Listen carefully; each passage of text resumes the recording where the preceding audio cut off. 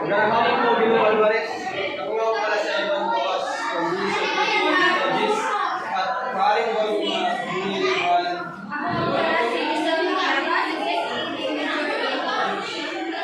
So, meron akong tanong sa tungkol sa pananaliksik. So, unang tanong is, bakit mahalaga ang pananaliksik? Mahalaga ang pananaliksik. Ito ay nagbibigay ng bagong kalaman at magpapalalim ng ating pag-unawa sa mga isyu bagay sa ating pamilya.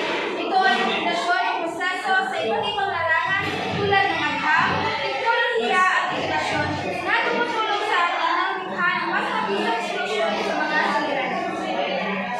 So, sa pangalawang tanong naman ay, paano nakakatulong ang pananaliksik sa ating buhay o komunidad? So, ang pananaliksik ay nakakatulong sa ating buhay at komunidad sa pamamagitan ng pagbibigay ng datos at impormasyon na ginagamit sa pagpaplano ng mga pamilya, programa at proyekto na nakatubod sa pangailangan sa lipunan. Sa pamamagitan nito, napapanatili ang kalidad ng edukasyon, kalusugan, ekonomiya at kapaligiran at mas nagiging handa tayo sa mga hamon na hinaharap. Maraming salamat po sa iyong mga sagot at yun lang po.